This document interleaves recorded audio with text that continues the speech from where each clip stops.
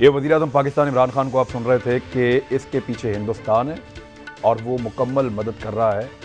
और मैं ये आपको कह रहा हूँ, बड़ा ज़ोर दे के प्राइम मिनिस्टर ऑफ पाकिस्तान ने कहा, जो इस वक्त पाकिस्तान का वज़ीर-ए-आज़म है, जो पाकिस्तान पूरा उनकी जिम्मेदारी है, वो जिम्मेदारी के साथ कह रहे हैं कि मियां नवाज शरीफ के पीछे इंडिया है और इंडिया जो है वो सपोर्ट कर रहा है जो मियां नवाज शरीफ साहब कर रहे हैं। वैसे ये बात तो हम भी कहते हैं कि जो वो कर रहे हैं वो इंडिया को सूट करता है।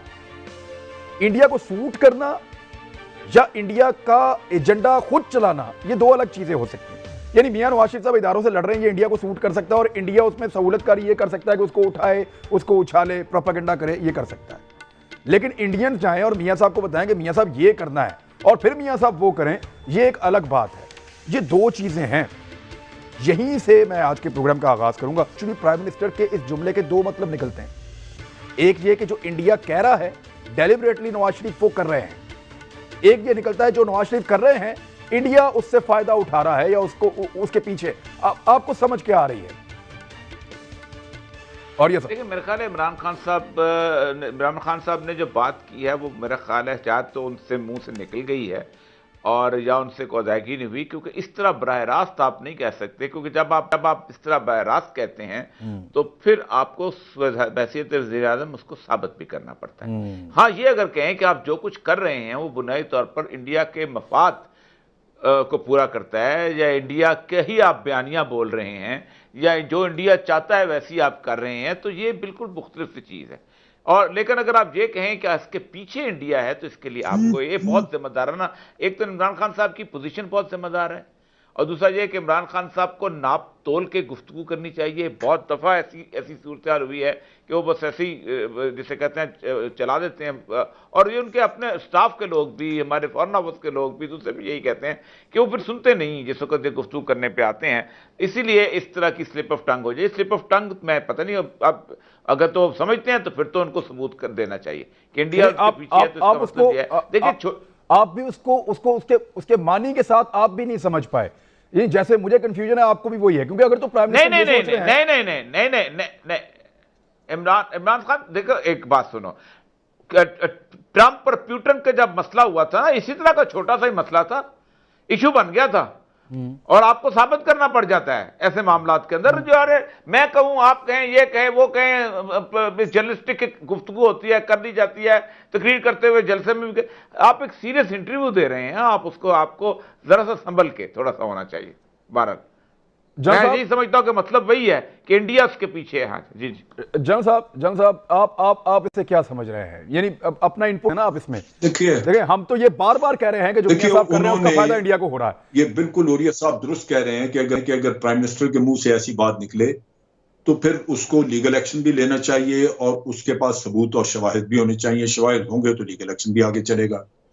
लेकिन हम सबका तजर्बा है कि इमरान खान साहब ने जब भी कभी बात की है, होमवर्क भी नहीं किया हुआ होता और उसके साथ साथ बहुत दफा वो बड़ी सतही सी बात कर देते हैं। नतीजा ये है कि वही बातें जो है वो बाद में आपका भी पीछा करती हैं और उन पर सवालात भी उठते हैं। मैं अगर ये कहूं कि नवाज शरीफ साहब ने पिछली 2 दहाइयों में जो कुछ किया है, उसमें एक अंसर ये था कि वो अफवाज पाकिस्तान के खिलाफ साजिशें करते रहे जिनका मुल्क को नुकसान भी पहुंचा, और दूसरा ये कि उनके अक्सर इकदाम ऐसे थे जो मशकूक थे और उनकी वजह से भारत को फायदा पहुंचा। मिसाल के तौर पे जो मोदी के साथ लाहौर में इन्होंने मीटिंग की जब, तो उसमें रॉ का चीफ भी मौजूद था, उनका नेशनल सिक्योरिटी एडवाइजर भी मौजूद था इंडिया का, और इंडिया का उसमें वो उनका फॉरेन सेक्रेटरी भी मौजूद था। लेकिन हमारी तरफ से कोई नहीं था। हमारी तरफ से हमारे फॉरेन सेक्रेटरी को रास्ते से वापस कर दिया गया। हमारे national security adviser Nasir Janjua को कहा गया आपकी जरूरत नहीं है। अब जो कुछ भी वहां बातचीत हुई, हमारे फॉरेन ऑफिस में उसका कोई रिकॉर्ड नहीं है, कोई किसी के पास ऐसी इंफॉर्मेशन नहीं है कि वहां बातचीत क्या हुई। ठीक है, जबकि बातचीत का रिकॉर्ड इंडिया के पास मौजूद है और नरेंद्र मोदी ने एक आध किसी इंटरव्यू में उसका जिक्र भी किया, उसने अपने कुछ नरेशन बताई। अब अगर मैं ये शक करूं कि मियां साहब ने एक ऐसी मीटिंग की जो कि मशकूक थी कि उन्होंने क्या बातें करनी थी, क्या ऐसी चीज थी जिसमें कि हमारा फॉरेन सेक्रेटरी शामिल नहीं हो सकता था, क्या ऐसी बातें थी जिसमें हमारा नेशनल सिक्योरिटी एडवाइजर नहीं शामिल हो सकता था, जबकि वो सारे मौजूद थे इंडिया की साइड से, तो शक उठेंगे। बात यह है कि हर चीज को करने का एक इंस्टीट्यूशनलाइज तरीका है अगर आप अदालती तरीका इख्तियार करेंगे तो उसमें किसी को भी आपके ऊपर उंगली उठाने का कोई मौका भी नहीं मिलेगा। तो मियां साहब भी बड़े इस तरह की मीटिंगें जैसे जनरल के साथ भी की, बहुत सारा इस पे कहा जाता है कि मुंह पे हाथ रख के लिपसिंग छुपाने का मसला, लिपसिंग छुपाने के अंदाज में बात भी करते रहे, और लिपसिंग ना पता चल जाए, वो मुंह छुपाने के अंदाज में मुंह पे हाथ रख के बात भी करते रहे नरेंद्र मोदी के साथ। ये वो चीजें हैं जिनसे आपको शकूक पैदा होते हैं। लेकिन मैं बुखारी साहब, मुझे आपके पास आना है सर। मुझे बताएं कि प्राइम मिनिस्टर ऑफ पाकिस्तान का जुमला जिस अंदाज में उन्होंने बयान किया कि अल्ताफ हुसैन के साथ जोड़ा, और अल्ताफ हुसैन के बारे में वो पहले से ही श्योर थे और वो कहते हैं बार बार कि इसके पीछे रॉ है और उसके सबूत भी मौजूद है। रोजाना कोई ना कोई बंदा भी अब पकड़ा जाता है, रॉ के साथ उनकी ट्रेनिंग, तरबियत, इंडिया जाना, ये सब साबित हो रहा है कि MQM लंदन के लोग रॉ के साथ मुलविस रहे हैं, इंडिया के साथ मुलविस रहे हैं, उनकी फंडिंग भी होती रही है। मैं सर ये जानना चाहता हूं कि नवाज शरीफ साहब अगर वाकई में प्राइम मिनिस्टर की बात मान लें तो फिर ये तो प्राइम मिनिस्टर साहब का एक बहुत बड़ा जुर्म है और वजारत इत्तलाआत का कि एक ऐसे आदमी के बारे में जिसका उनको पता है कि ये इंडिया का एजेंडा पाकिस्तान पे चला रहा है, उसका पूरा का पूरा खिताब एक डेढ़ घंटे तक नशर होने देते हैं। बहुत शुक्रिया आपका। पहली बात तो यह है कि मैं और या मकबूल साहब और जनरल शुएब की बात जो इंटरप्रिटेशन है इस बात की कि वो इंडिया के एजेंट है, उसके साथ मुकम्मल तौर पे इत्तफाक करता हूँ। मेरे ख्याल से प्राइम मिनिस्टर जब बोले उसको बिल्कुल अपने फैक्ट्स जो हैं उनको बहुत स्ट्रेट रखना चाहिए।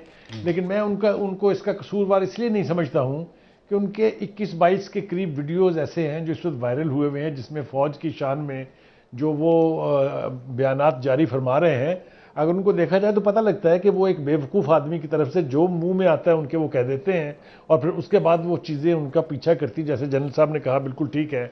देखिए, अल्ताफ़ हुसैन और नवाज शरीफ का मुआजना नहीं हो सकता। नवाज शरीफ ने वहाँ बैठ के मुल्क के ख़िलाफ़, मुल्क की फ़ौज के ख़िलाफ़ नारे नहीं लगवाए हैं। नवाज शरीफ ने वहाँ से राह से नहीं कहा कि आइए मेरी मदद करें, महाजनों के साथ बहुत जुल्म हो रहा है।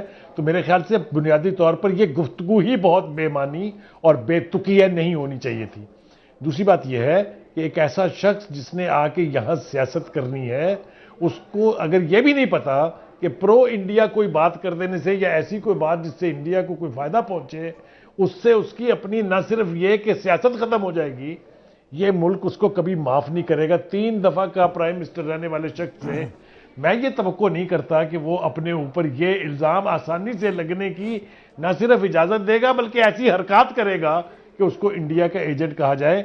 लेकिन जो कहने वाला शख्स है उसको कोई ये तो पूछे कि ये दुआ जो वो मांग रहे थे कि अल्लाह करे मोदी दूसरी दफ़ा इलेक्ट हो जाए ताकि कश्मीर का मसला हल हो जाए, उसके बारे में तो किसी ने कोई इरशाद नहीं फरमाया अभी तक। कैसा हुआ है मसला हल? आपने देख लिया ना कश्मीर का मसला कैसे हल हुआ है।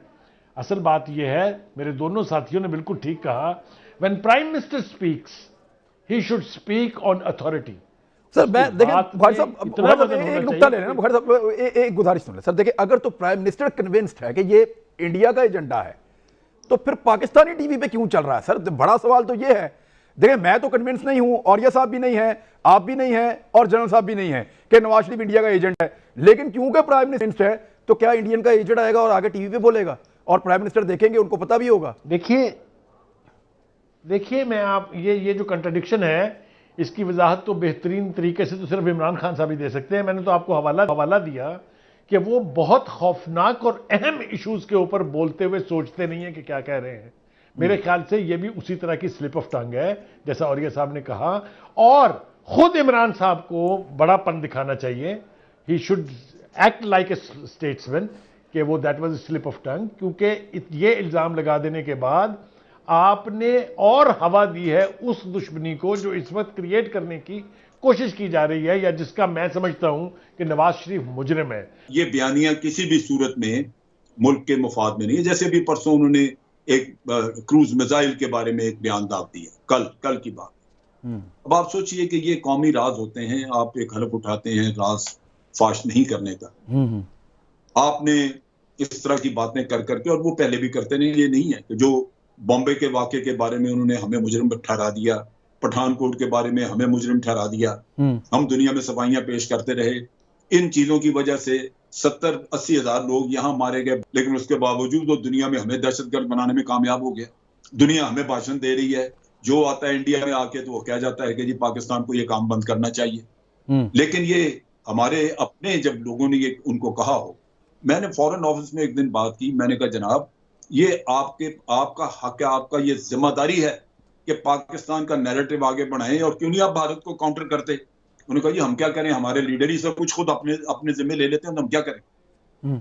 खुदा गवाह है, ये डॉक्टर फैसल मौजूद थे, तो उनसे मेरा सवाल है, आप सोचिए कि आप तो अपने फॉरेन ऑफिस को लूला लंगड़ा कर देते हैं, उनको बेकार करके बिठा दिया आपने, क्योंकि आपके अपने बयानिए इस तरह के खतरनाक हैं, क्योंकि जैसे ये उरिया साहब ने कहा शुतरकीना है अंदर, बहुत बुरी किस्म का। उसकी वजह से आपको नजर नहीं आता कि आप अपना बदला चुकाने के लिए मुल्क का क्या बिगाड़ कर रहे हैं। ये वो दुख है।